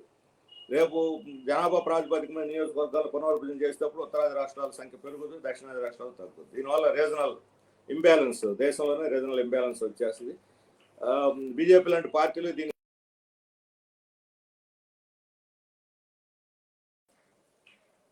ఈ ఆర్థిక వ్యవస్థలో వచ్చిన అనేక మార్పులు సామాజిక రంగంలో, రాజకీయ రంగంలో, వివిధ రంగాల మీద చూపిస్తున్నాయి. కాబట్టి వీటన్నిటిని అర్థం చేసుకొని మనం వస్తున్నటువంటి మార్పులకు అనుగుణంగా కార్మిక వర్గంలో పనిచేయాల్సిన అవసరం ఉంది. ఈ విషయంలో మనం మారాలి, మన పని పద్ధతులు మార్చుకోవట్లో మారాలి. అంతేగాని మన సిద్ధాంతాలను వదులుకొని కాదు మారటం అంటే, లేదా క్యాపిటలిజం తోటి కార్పొరేట్ సిద్ధాంతం రాజీ పడటం కాదు. దానికి బదులుగా మారినటువంటి కొత్త పద్ధతులు, కొత్త దోపిడీ పద్ధతులు అర్థం చేసుకొని కార్మిక వర్గాన్ని ఐక్యం కాకుండా విచ్ఛిన్నం చేస్తున్నటువంటి పద్ధతులను అర్థం చేసుకొని దానికి అనుగుణంగా కార్మిక వర్గాన్ని ఎట్లా ఐక్యం చేయాలి, ఎలా సంఘటితం చేయాలి, వాళ్ళని ఎలా ఎడ్యుకేట్ చేయాలి, ఎలా ఆర్గనైజ్ చేయాలి, ఎలా పోరాటాలు చేయాలి అనే విషయంలో ప్రపంచవ్యాప్తంగా వస్తున్న మార్పుల్ని వీటన్ని దృష్టిలో పెట్టుకుని అనుభవాలన్నీ కూడా మనం నేర్చుకోవాల్సినటువంటి అవసరం ఉంది. ఆ రీత్యా కమ్యూనిస్టులు ఒక కార్మిక వర్గ పార్టీగా కార్మిక వర్గంలో పనిచేసేటప్పుడు ఒకటి లెనిన్, ఈరోజు ఆయన శతవర్ధన సందర్భంగా మనం మాట్లాడుకుంటున్నాం. లెనిన్ ఈ విషయంలో చాలా కార్మిక వర్గాన్ని కూడగట్టి అనేక కొత్త పద్ధతులను సోవియట్ యూనియన్, రష్యాలో సోవియట్ యూనియన్ ముందు విప్లవ కాలంలో ప్రవేశపెట్టారు. ఒకటి కార్మిక వర్గ పార్టీ అత్యంత క్రమశిక్షణగా ఉండాలి. కమ్యూనిస్ట్ పార్టీ కార్మిక వర్గ పార్టీ ఒక సంఘటిత అగ్రదళంగా ఉండాలి. కార్మికుల్ని, కర్షకుల్ని, రైతు కార్మిక ఐక్యతని నిర్మించేదానికి ఒక సాధనంగా కమ్యూనిస్ట్ పార్టీ ఉండాలి. కార్మిక కర్షక ఐక్యత నిర్మించడం ద్వారా మాత్రమే మనం చేయగలం, సాధించగలం సామాజిక మార్పుని అది చేయాలనంటే కార్మిక కర్షక ఐక్యత ఎట్లా వస్తుంది? ఈరోజు కార్మికుల మధ్య రకరకాల ఉద్యమాలు నడుస్తున్నాయి. మనం అంగన్వాడీ సమస్యల మీద చూస్తున్నాం. సమ్మె 36-37 రోజులుగా జరుగుతున్నది. ఇటువంటి సమ్మెలు వివిధ రూపాల్లో జరుగుతున్నాయి. మనం సమ్మెలు అనేది కార్మిక వర్గం యొక్క ఒక ఆఖరి అస్త్రం, ఒక అద్భుతమైన అస్త్రం. అది పోరాట సాధనం కార్మిక వర్గం చేతులు. ఈ సమ్మెలు మనకు 3 రకాలుగా జరుగుతుంటాయి. ఒకటి వాళ్ళ ఒకనొక రంగం యొక్క తక్షణ సమస్యల మీద జరుగుతుంటాయి. ఇప్పుడు అంగన్వాడీలు వాళ్ళ జీతవేల కోసం వాళ్ళు చేస్తున్నారు. ఇలా అనేక రంగాలు, మున్సిపల్ వాళ్ళు చేయొచ్చు, సర్వశిక్ష అభియానాలు చేయొచ్చు, లేదా రాష్ట్ర ప్రభుత్వ ఉద్యోగులు చేయొచ్చు, టీచర్లు చేయొచ్చు, ఎవరైనా సరే వాళ్ళ సమస్యల మీద ఆ సెక్టార్లో వాళ్ళు సమ్మెలు చేస్తారు. అన్ని ప్రయత్నాలు చేసి ధర్నాలు, ఊరేగింపులు, పెన్ డౌన్లు, లేకపోతే వినతి పత్రాలు ఇవ్వటం, సత్యాగ్రహాలు చేయటం, అన్ని రకాల ప్రయత్నాలు చేసి పాలకులు కరుణించడం లేదు, వీళ్ళు కదలటం లేదు అనుకున్నప్పుడు సమ్మెకి దిగుతారు. సమ్మె అనేది ఆ రకంగా ఒక అద్భుతమైన ఆఖరి అస్త్రంగా ఉంటుంది. అది ఎవరు పడితే వాళ్ళు ఎప్పుడు పడితే అప్పుడు ప్రయోగించరు వాళ్ళు. రెండవది ఉమ్మడి లక్ష్యం కోసం చేసే సమ్మె. అంటే కార్మికులు అందరూ కలిసి ఎదుర్కొనే ఉమ్మడి సమస్యల మీద కలిసి చేయటం. ఇది సాధారణ సమ్మె అని చెప్పి మనం చెబుతుంటాం. ఇప్పుడు ఈ కార్మిక చట్టాలకి వ్యతిరేకంగానో, లేదా కనీస వేతనాల చట్టం కోసం, పని గంటలు ఫిక్స్డ్ పని వేతనాలు, 8 గంటల పని కోసం, ఈ రకంగా కొన్ని సాధారణ అందరు కార్మికులకి, ఉద్యోగులకి అందరికి అప్లై అయ్యేవాళ్ళు వాళ్ళందరూ కామన్ ఉమ్మడి ప్రయోజనాలని గుర్తించి ఒకరికొకరు తోడుగా అందరూ కలిసి ఒకే సమయంలో చేయటం. ఇప్పటిదాకా ప్రపంచీకరణ దాన్ని నిరోధిస్తూ వచ్చింది. క్రమంగా ఇప్పుడు అది దాన్ని అధిగమించి ఉద్యోగులు, కార్మికులు ఏకమవుతూ వస్తున్నారు. ఎవరికి వాళ్ళు గుర్తిస్తున్నారు, నాకు నేనే పోరాడి ఏదైనా సాధించుకోలేము, అందరం కలిసి పోరాడాలి, అందరితో కలిసి పోరాడాలి అనే ఒక సమిష్టి శక్తి యొక్క ఆవశ్యకతని, ఐక్యత ఆవశ్యకతని గుర్తిస్తున్నారు. దాంట్లో ముఖ్యమైన అంశం ఏంటంటే ఒక సంఘీభావ చైతన్యం. అంటే కార్మికులు తమ కోసం తాము పోరాటం కాకుండా పోరాడే ఇతరులకు కూడా సంఘీభావం తెలియజేయాలి. పోరాడే ఇతరుల తరఫున కూడా మద్దతుగా నిలబడాలి, వాళ్ళకి అండగా నిలబడాలి. ఒకళ్ళు అండగా ఉంటేనే సాధించుకోగలం అనే ఒక చైతన్యం, సంఘీభావ చైతన్యం, ఇది చాలా ముఖ్యమైనటువంటిది.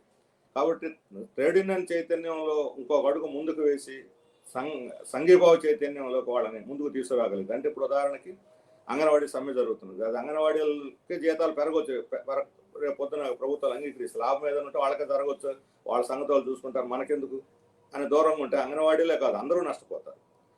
కాదు, ఈరోజు అంగన్వాడీలు చేస్తున్న పోరాటం మనందరం అండగా ఉండాలి, వాళ్ళు చేస్తున్న చాలా న్యాయమైంది, మనం 1,000 రూపాయలు వాళ్ళకి సంఘీభావం తెలియజేయాలి, వాళ్ళకి అవసరమైతే ఆర్థికంగా సహాయం చేయాలి, వాళ్ళ కోసం ధర్నాలు చేయాలి, వాళ్ళ కోసం రాస్తారోకులు చేయాలి. రేపు 20వ తేదీ ట్రేడ్ యూనియన్లు రాస్తారోకులు పిలిపించారు. మిగతా ట్రేడ్ యూనియన్లో అందరూ, ఇతర రంగాల కార్మికులు అందరూ దీంట్లో భాగస్వాములై వాళ్ళకి అండగా నిలబడాలి. అది సంఘీభావ చైతన్యం. ఈ రోజు వాళ్ళకి మీరు అండగా ఉంటే రేపు మీకు వాళ్ళు ఇతరులు అండగా ఉంటారు. 1,00,000 మంది సంఘటితంగా ఉన్నటువంటి అంగన్వాడీలు రేపు ఇతర రంగాలు కూడా అదే రకంగా సహాయం చేయగలుగుతారు. ఇట్లా ఒకరికొకరు సహాయంగా ఉంటాం, ఒకరికొకరు మద్దతు ఇచ్చుకోవటం. దీని ద్వారా ఐక్యత, ఏ ఐక్యత అనేది విచ్ఛిన్నం చేసి అసంఘటితంగా మార్చిందో కార్పొరేటీకరణ, దాన్ని ఈ రూపంలో ఎదురు దెబ్బ కొట్టి అందరం మేము ఐక్యం అవుతాము. టెంపరీ ఉద్యోగులు, శాశ్వత ఉద్యోగులు, క్యాజువల్ ఉద్యోగులు, కాంట్రాక్ట్ ఉద్యోగులు అందరం మేము ఎవరైనా సరే అందరం ఒకటే, అందరికున్న సమస్య ఒకటే, మేము శ్రమ దోపిడీకి గురవుతాం, అందరం కలిసి మేము పోరాడతాం అనే చైతన్యం, సంఘటిత ఒక సంఘీభావ చైతన్యాన్ని ఒక అడుగు ముందుకి నడిపిస్తుంది. సంఘీభావ చైతన్యం ఎప్పుడైతే వస్తుందో కలిసికట్టుగా పోరాడదాం అని కూడా వస్తుంది. ఉమ్మడి సమస్యల మీద కలిసికట్టుగా పోరాడదాం. ఇప్పుడు ఏంటి, పర్మనెంట్ ఉద్యోగులు వస్తే కాంట్రాక్టుల కోసం మేము ఎందుకు పోరాడాలని పర్మనెంట్ వాళ్ళు అనుకుంటే, పర్మనెంట్ వాళ్ళతో కలిస్తే మనకు ఉన్నాయి కూడా పోతాయని కాంట్రాక్ట్ వాళ్ళు అనుకోవటం. అంటే ఉద్యోగుల మధ్య, కార్మికుల మధ్యనే, అలా డిపార్ట్మెంట్ల మధ్య, లేదా ఒక ఇండస్ట్రీ మధ్య ఈ రకమైనటువంటి తగాదాలు పెట్టి చీల్చేదానికి పెట్టుబడిదారు వర్గం ప్రయత్నం చేస్తుంది. ఆ అవరోధాలను అధిగమించి ఐక్యతను సాధిస్తేనే కార్మిక వర్గం విజయం సాధించారు. ఏ వర్గం విడివిడిగా కలిసికట్టని విజయం సాధించగలుగుతారు. కాబట్టి ఈ సంఘీభావ చైతన్యాన్ని ఈరోజు మారిన పరిస్థితుల్లో మరింత ఎక్కువగా మనం ప్రదర్శించాల్సినటువంటి అవసరం ఉంది. కాబట్టి ట్రేడ్ యూనియన్ చైతన్యం అంటే ఎవరికి వాళ్ళు ఐక్యమై వాళ్ళ హక్కుల కోసమే పోరాటం కాదు, పోరాడే ఇతరుల కోసం కూడా నిలబడాలి, అందరం కలిసికట్టుగా కూడా పోరాడాలి. ఇది కార్మిక వర్గం యొక్క ఒక ఉన్నతమైన చైతన్య రూపం. ఇది 2వ మెట్టు. అంతవరకు మాత్రమే చాలదు. 2వ మెట్టు 3వ మెట్టుగా కూడా ఎక్కాలి. ఈరోజు కార్మికుల విధానాలు అన్నీ నిర్ణయిస్తుంది, కార్మిక చట్టాలు నిర్ణయిస్తుంది, సమ్మెలను అణిచివేస్తున్నది రాజ్యాంగ యంత్రం. ఈ రాజ్యాంగ యంత్రం ఏదో పార్టీ రూపంలోనో ఏదో ప్రభుత్వ రూపంలో ఉంటుంది. పార్టీలు మారినా, ప్రభుత్వాలు మారినా కార్మికుల పట్ల ప్రభుత్వాల వైఖరి మారటం లేదు. కారణం ఏంటంటే రాజ్యాంగ యంత్రం. అది పెట్టుబడిదారుల యొక్క ప్రయోజనాలని, కార్పొరేట్ కంపెనీల యొక్క ప్రయోజనాలు కాపాడే రాజ్యాంగ యంత్రం. పోలీసు వాళ్ళు తెలుగుదేశంలో ఉన్న అలాగే వ్యవహరించారు, ఇప్పుడు వైఎస్ఆర్ వచ్చినా అలాగే వ్యవహరిస్తున్నారు, రేపు పొద్దున ఇంకోటి వచ్చినా అలాగే వ్యవహరిస్తున్నారు. కాబట్టి రాజ్యాంగ యంత్రం యొక్క మౌలిక స్వభావం అది. దీన్ని కూడా అర్థం చేసుకోవాల్సిన అవసరం కార్మిక వర్గం మీద ఉంది. రాజ్యం ఎవరి తరఫున ఉంటుంది, ఎవరు దాన్ని ఎన్నుకుంటున్నారు, ఎవరి తరఫున వాళ్ళు వ్యవహరిస్తున్నారు. ఈరోజు పార్టీల మధ్య తేడాలతోనూ, నాయకుల మధ్య అభిమానాలతోనూ ఈ కార్మిక వర్గం ఈ రాజకీయ కర్తవ్యాన్ని మర్చిపోయి పెట్టుబడిదారి పార్టీల వెంట కొట్టుకుపోతే కార్మిక యొక్క ప్రయోజనాల్ని దీర్ఘకాలం నష్టపోవాల్సిన పరిస్థితి వస్తుంది. పెట్టుబడిదారుల యొక్క దోపిడీ శాశ్వతం అవుతుంది.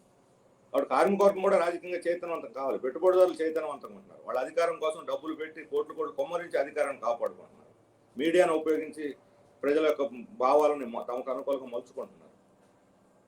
ఆ 80% మీడియా వాళ్ళ చేతిలో ఉంది. అదాని అంబానీ వాళ్ళే ఇప్పుడు మొత్తం మీడియాని కంట్రోల్ చేస్తున్నారు. ఇలాంటి స్థితిలో మన భావ ఐక్యత, సైద్ధాంతిక ఐక్యత, భావ ఐక్యత, ఇప్పుడు కులాల వారి అధికారం కోసం పోట్లాటలు, ఎంపవర్మెంట్ లేదా అధికారంలో వాటా, పెట్టుబడుల వాటా, ఇవి ఈరోజు పెట్టుబడిదారులు మిగతా అన్ని వర్గాలని తమ చుట్టూ కూడగట్టుకోవడానికి ఇంక్లూజివ్ ఎకనామిక్స్, ఇంక్లూజివ్ పాలిటిక్స్ అని తెచ్చి వాళ్ళకు కూడా చిన్న చిన్న వాటాలు ఇచ్చి తమ చుట్టూ తిప్పుకుంటున్నారు. చిన్న చిన్న వాటాలు కాదు కావాల్సింది, పెట్టుబడి మీద ఆధిపత్యం కావాలి, రాజ్యం మీద ఆధిపత్యం కావాలి. ఇది ఈరోజు కార్మిక వర్గం యొక్క తక్షణ కర్తవ్యంగా వాళ్ళ యొక్క చైతన్యానికి పెంచేదానికి తోడ్పడేటువంటి కర్తవ్యం. వాళ్ళ రోజువారీ హక్కుల కోసం పోరాడుతూనే ఈ రోజువారీ హక్కుల్ని కాలరాస్తున్నటువంటి పాలకుల యొక్క నైజాన్ని అర్థం చేసుకోకపోతే, ఆ చైతన్యం మరొక మెట్టు ఎక్కకపోతే కార్మికులు శాశ్వతంగా నష్టపోవాల్సిన పరిస్థితి వస్తుంది. ఇది రాజకీయ చైతన్యం. అంటే కష్టపడే శ్రామిక వర్గానికి రాజ్యాధికారం కావాలి. ఇది లెనిన్ కార్మికులకు బోధ చేసింది. ఏ సమ్మె జరగనివ్వండి. ఇప్పుడు సమ్మెలో జనరల్ స్ట్రైక్, సోవియట్ యూనియన్లో రాజ్యాధికారం కోసం జనరల్ స్ట్రైక్, రైతులు చైనాలలాగా రాజ్యాధికారం కోసం సాయుధ పోరాటం చేస్తే రష్యాలో వాళ్ళు జనరల్ స్ట్రైక్ రూపంలో పాల్గొన్నారు.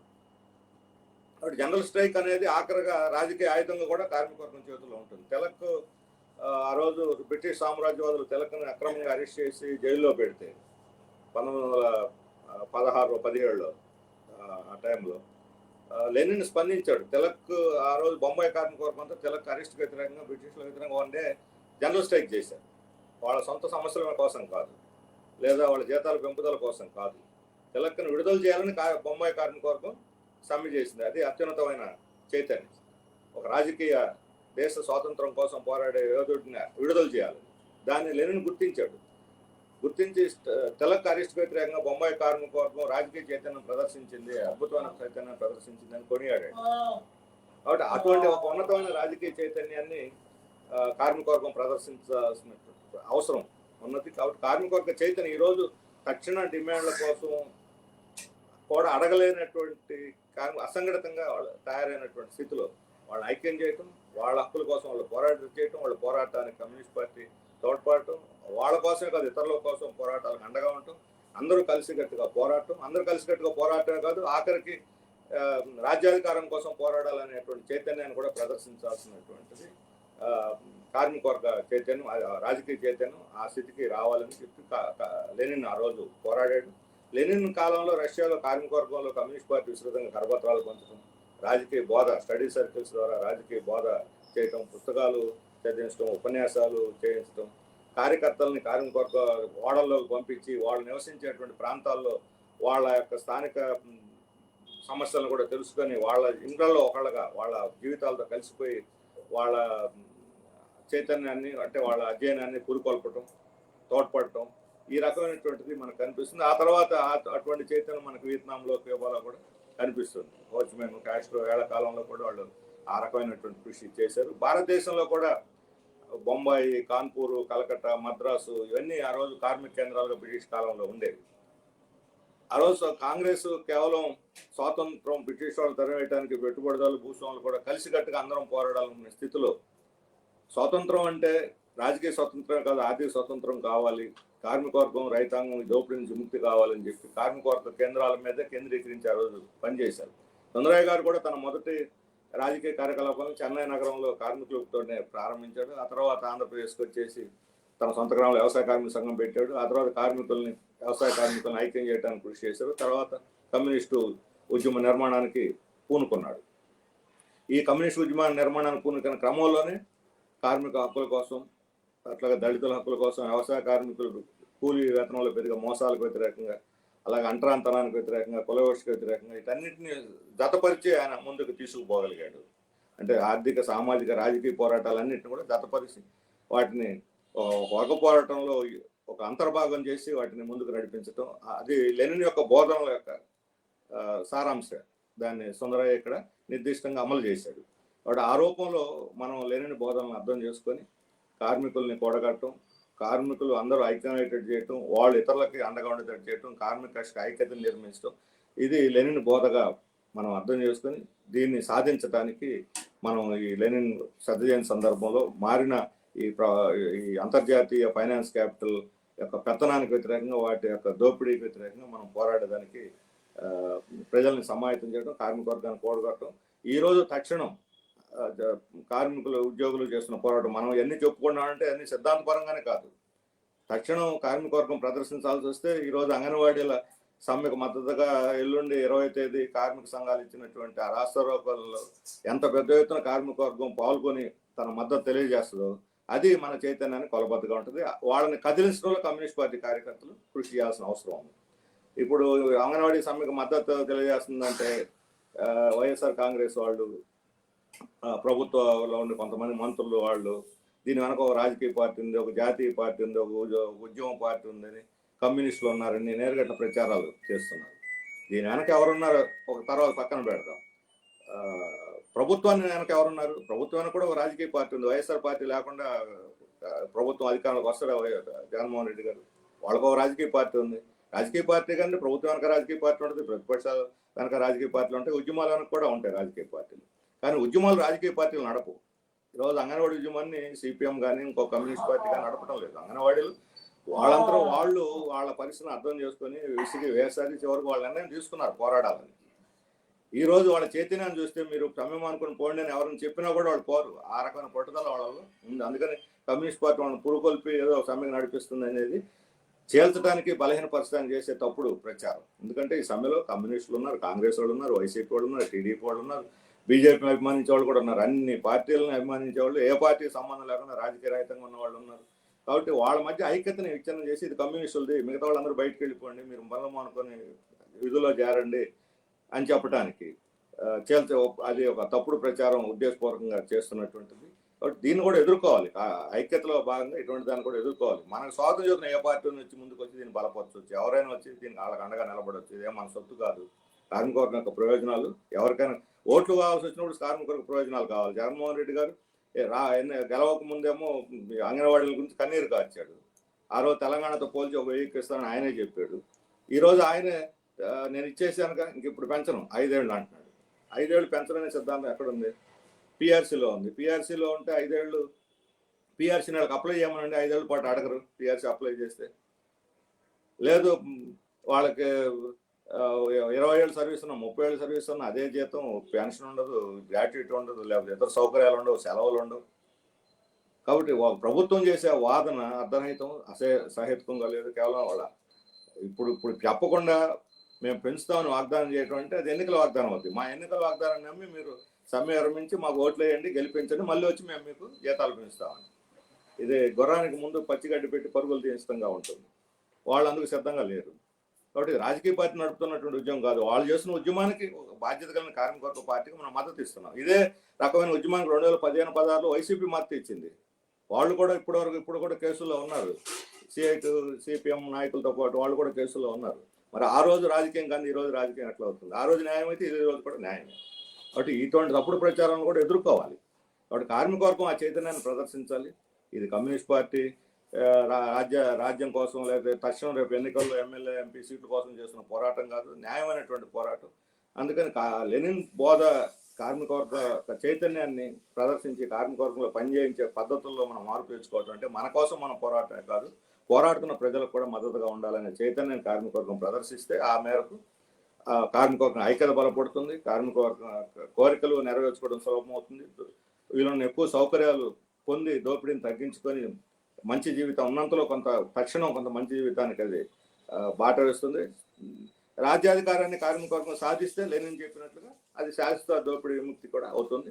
అందువల్ల ఇప్పుడు తక్షణ కర్తవ్యం కార్మికులను ఐక్యం చేయటం, వాళ్ళని సంఘీభావ చైతన్యాన్ని ప్రదర్శింపజేయటం అనేది ప్రస్తుతం తక్షణ కర్తవ్యంగా కార్మిక వర్గం తీసుకోవాలని చెప్పని నేను కోరుతూ ముగిస్తా ఉన్నాను.